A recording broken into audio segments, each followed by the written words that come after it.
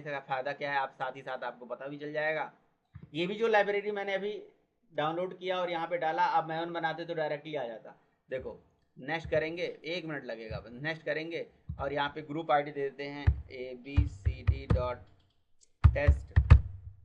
Class का नाम देते हैं जेसन डेमो एंड इसकी कर देते हैं फिनिश। ठीक है, और यहाँ से क्या है, जेसन डेमो आ गया, ये एसआरसी आ गया। ठीक है, प्रोजेक्ट अभी बिल्ड हो रहा है, टाइम ले रहा है। ठीक है, अब अगर आप देखो तो यहाँ पे फॉर्म डॉट एग्जाम्पल बन के आ जाता है और साथ ही साथ आपकी यहाँ पे क्लास बन के आ गई ऐप नाम से। ठीक, तो इस फॉर्म डॉट एक्सएमएल में क्या कर लीजिए आप जरा, यहाँ मैवन डिपेंडेंसी में देखिए कोई जार है, जे यूनिट की जार फाइल है। और जे यूनिट की भी जार फाइल इसलिए क्योंकि यहाँ जे यूनिट की डिपेंडेंसी ऐड करी गई है। ये डिपेंडेंसी हटा दीजिए, ये जार फाइल अपने आप गायब हो जाएगा जे यूनिट वाला। देखिए गायब हो गया कि नहीं हो गया। ठीक है, अब जे यूनिट की जार फाइल डिलीट होने के बाद यहाँ पे एक टेस्ट क्लास बनी होती है, उसमें एरर आने लगा, तो हमें उस टेस्ट क्लास की ज़रूरत ही नहीं है, टेस्ट क्लास भी डिलीट ही मार देंगे। यहाँ से सेलेक्ट करा और इसको मार दिया डिलीट, ज़रूरत ही नहीं थी। ठीक है, ये कह रहे हैं S2 ऑल कर दो, ख़त्म कहानी, कुछ और तो नहीं, डिलीट हो गया। अच्छा, अब क्या करेंगे, ये बता रहे हैं कि भैया आप क्या करिए फॉर्म डॉट एक्सएमएल के अंदर ये डिपेंडेंसी डाल दीजिए। तो मैं क्या करूँगा, इस डिपेंडेंसी को यहाँ से कॉपी करूँगा और यहाँ से ले आऊँगा और यहाँ पे फॉर्म डॉट एक्सएमएल के अंदर ये डिपेंडेंसी को यहाँ पेस्ट कर दूँगा। इससे क्या हो जाएगा, अपने आप जार फाइल आ जाएगी, नेट से ये डाउनलोड कर लेगा। ये मेमोन प्रोजेक्ट का फ़ायदा हो जाता है एक, है ना। एक फ़ायदा, वैसे बहुत सारे फ़ायदे। आ गया, बस आ गया तो आप काम करिए, प्रोजेक्ट बना लीजिए। प्रोजेक्ट बनाइए, ऐप के अंदर जाइए, ऐप के अंदर ये हमारी क्लास है, इस क्लास में ही कोड कर दीजिए। क्या कोड करेंगे, हमारे पास कौन सी क्लास होती है, जेएसएन ऑब्जेक्ट। जेएसएन ऑब्जेक्ट नाम की क्लास होती है, JSON, JSON array JSON object, ये होता है JSON object. JSON object is equals to new JSON object. JSON object class का मेथड होता है क्या, पुट। तो आप यहाँ पे पुट मेथड के अंदर क्या करेंगे, डाल देंगे की वैल्यू पेयर का डेटा। की दे दिया हमने नेम, NAME, ठीक है। और वैल्यू यहाँ पे दे दिया हमने क्या, यहाँ पे वैल्यू दे दिया हमने सूर्या। ठीक है, ऐसे ही आप बहुत सारी की वैल्यू पेयर दे दीजिए और system dot out dot println के अंदर जेसन ऑब्जेक्ट को क्या कर लीजिए, प्रिंट। और जब एप्लीकेशन को आप रन करके देखोगे तो यहाँ से आपको क्या नज़र आ जाएगा, ये देखिए, ये एप्लीकेशन में डुप्लीकेट एलिमेंट नहीं होता है, एक बार उसमें होता है। ठीक है, नेम वन दे दीजिए, की अलग अलग कर दीजिए। ठीक है, अभी तो सही है। और कोई ज़रूरी नहीं है कि ये इसी फॉर्म में डेटा लेता है, आप इंटीजर डेटा भी इसके अंदर पास कर सकते हो। की में यहाँ पे आप चाहो तो यहाँ पे कोई इंटीजर टाइप का डेटा भी दे सकते हो। ठीक है, तो इस तरह से भी ये डेटा रिसीव कर सकता है। जेसन ऑब्जेक्ट ऐसे लिखा जाता है। और एरे अगर आपको कहीं भी बनाने की ज़रूरत पड़े तो जेसन एरे ऐसे होता है, जेसन और JSON, और यहाँ पे होता है हमारे पास जेसन एरे। ठीक है, और जेसन एरे पे मेथड कौन सा होता है, टू जेसन स्ट्रिंग। ठीक है, और जेसन ऑब्जेक्ट के पास कौन सा मेथड होता है, जेसन ऑब्जेक्ट के पास यहाँ पे मेथड होता है जेसन ऑब्जेक्ट डॉट, इसके अंदर होता है पार्स। देखो है पार्स, नहीं है ये, जेसन ऑब्जेक्ट डॉट पार्स। अच्छा, तो हो सकता है उसका स्टैटिक मेथड हो, यहाँ पे देखना होगा, होना तो चाहिए यार, JSON object JSON object dot parse method यहाँ दिखा नहीं रहा है, तो जेसन एरे पे होगा शायद वो, जेसन एरे के पास जेसन पार्स मेथड होगा। तो जो भी मेथड होगा वो इस पे यहाँ पे दिख जाएगा, बस जो भी आपको काम करना है कर लीजिए। ठीक है, तो जैसे जेसन ऑब्जेक्ट का ऑब्जेक्ट बना के हमने ऑब्जेक्ट में कर दिया, ऐसे एरे का ऑब्जेक्ट बना लीजिए, जेसन एरे का ऑब्जेक्ट बना के एक एरे बना लीजिए। ठीक है, तो जो भी काम ऐसे करना है तो आप जेसन ऑब्जेक्ट एरे बना के ऐसे कुछ कर सकते हो। तो जिस तरह से मैंने ये प्रोजेक्ट बना के जार फाइल डाल के और इस तरह से काम किया, ये काम आपको करने की ज़रूरत ही नहीं है। यहाँ पे इस प्रोजेक्ट को कर देता हूँ क्लोज, और हमारी जो वेब सर्विस वाली प्रोजेक्ट है इसी में आते हैं। और यहाँ पे आप देखिएगा तो हमने ऑलरेडी जार फाइल कुछ डाल रखा है। तो यहाँ पे आप जेसन के लिए देखिए जावा हाइफन जेसन जार यहाँ पे ऑलरेडी पड़ा हुआ है। तो वहाँ पे सिंपल जेसन था, ये जावा हाइफन जेसन है, तो यहाँ पे ये हम यूज करेंगे।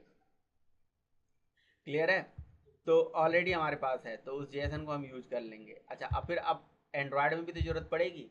जैसे मान लो कि यहाँ से सर्विस बनी और यहाँ से डेटा रिटर्न हो गया, एंड्रॉयड के पास गया जेसन में, तो जेसन, तो यहाँ से डेटा जब जेसन में एंड्रॉयड के पास जाएगा तो वो भी क्या करेगा, उस डेटा को पार्स करेगा। तो जेसन का ऑब्जेक्ट बना के फिर पार्स मेथड चलाएगा, और क्या, एक लाइन का कोड होता है यार, बड़ी चीज नहीं होती है। क्लियर है, पार्स मेथड एक कर चेंज करता है तो कुछ और में मतलब जावा में अगर पीएचपी में चलाना है तो पार्स यूज करते हैं। देखो पार्स मेथड का मतलब ये जो डेटा आ रहा है ना, नेम आ रहा है, नेम के सामने ये आ रहा है, अब मुझे क्या चाहिए, केवल नेम प्रिंट कराना है, तो पार्स हम करेंगे कि नेम के हिसाब से उसका ये नेम दे दे, बस बात खत्म। ये क्या है, ये क्या है, ये जेएसएन का जनरल सिंटैक्स है। पार्स का मतलब ये हो गया इस पर्टिकुलर डेटा को पीएचपी में कन्वर्ट कर दो, अगर पीएचपी वाले पार्स करेंगे, अगर इस डेटा को जावा में चाहिए जावा वाले पार्स करेंगे तो जावा में दे दो, बस यही होता है पार्स कन्वर्जन।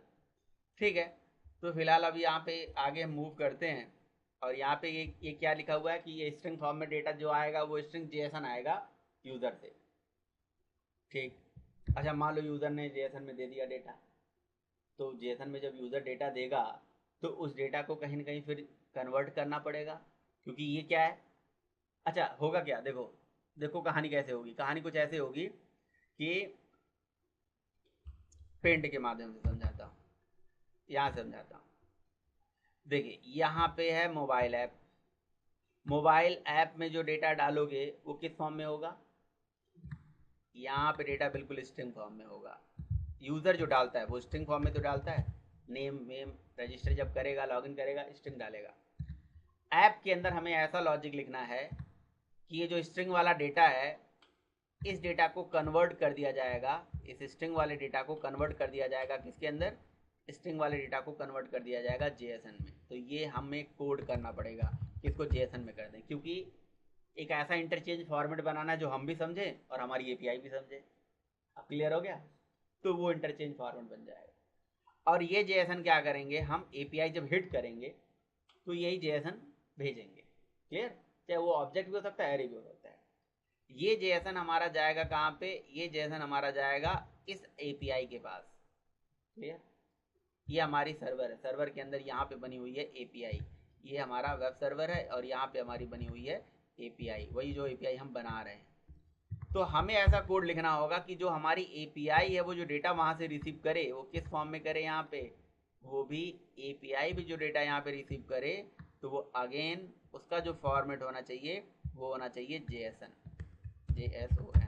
अब क्लियर है, तो यूजर ने स्ट्रिंग दिया, कन्वर्ट करेंगे जेएसएन में, जेएसएन उठा के भेजेंगे, जाएगा एपीआई पे, एपीआई से फिर से क्या जाएगा, एपीआई रिसीव कर लेगा उसी जेएसएन को, और फिर इस जेएसएन को हमें एपीआई के अंदर लॉजिक लिखना होगा कि इसको कैसे हम क्या कर लें, कन्वर्ट कर लें किसमें, फिर से स्ट्रिंग में, जो हमें जिस फॉर्म में चाहिए हमें, क्योंकि जेएसएन थोड़ी ना डेटाबेस में जाके स्टोर होगा, स्ट्रिंग में होगा, तो इसको स्ट्रिंग में कन्वर्ट करके फिर इसी डेटा को क्या कहाँ भेज देंगे, हम इस डेटाबेस में भेज देंगे। क्लियर है ना, तो यहाँ पे इसीलिए चीज लिखा जा रहा है कि स्ट्रिंग जेएसएन, तो आपके माइंड में सेट होना चाहिए कि करने क्या वाले हैं।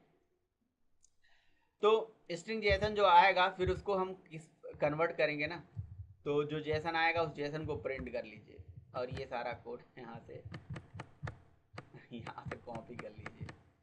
ठीक है, कोई दिक्कत वाली बात है नहीं। ये कॉपी कर लीजिए और कॉपी करके यहाँ पे पेस्ट कर लीजिए। मैं चाह रहा था कि जब जेएसएन यूजर भेजे ना तो वो प्रिंट होके आए, तो इसलिए सिस्टम डॉट आउट डॉट प्रिंटल लगा दिया। ठीक है, देखने के लिए कि डेटा आ रहा है कि नहीं आ रहा है। और फिर बाकी जेएसएन पार्सर एक क्लास होती है ना, पार्स मेथड में खोज रहा था ना। अब ये जो मैं यूज करूंगा ये कॉम के गूगल डॉट जीसन पैकेज के अंदर पड़ा हुआ है, ये अलग कोई लाइब्रेरी है तो हम उसे यूज करेंगे। और इसी पार्सर का मेथड होता है पार्स। ठीक है, समझिए, जेएसएन पार्सर का मेथड पार्स होता है, तो जेएसएन पार्सर एक क्लास होती है। तो जैसे यहाँ पे क्लास होती है ना, ऐसे उस लाइब्रेरी में भी एक क्लास होगी, हर लाइब्रेरी में होती है, जावा में होगी, डॉटनेट में होगी, पीएचपी में होगी। ठीक है, अच्छा पार्सर का पार्स मेथड में जेएसएन डालेंगे, जेएसएन डालते ही हमें मिलता है एक जेएसएन एलिमेंट। जेएसएन एलिमेंट का मतलब क्या होता है, जेएसएन एलिमेंट बेसिकली होता है कि जो आप अभी यहाँ पे जेएसएन देखा आपने, ये जेएसएन है, इस जेएसएन में ये एक एलिमेंट है, ये दूसरा एलिमेंट है, ये तीसरा एलिमेंट है ना, की वैल्यू का एक एक पेयर एक एक एलिमेंट कहलाता है जेएसएन एलिमेंट। तो जो जेएसएन पार्सर क्लास है, इसका जो पार्स मेथड है ये क्या करता है, इसमें आप अपना जेएसएन पार्स करो, उसके एक एलिमेंट को ये रिटर्न करके देता है। क्लियर, हमने चेक करा कि क्या वो एलिमेंट जेएसएन ऑब्जेक्ट है, अगर वो जेसन ऑब्जेक्ट है तो क्या करो, उस जेसन ऑब्जेक्ट को गेट कर लो, है ना, और इसको जेसन ऑब्जेक्ट में होल्ड कर लिया। तो जेसन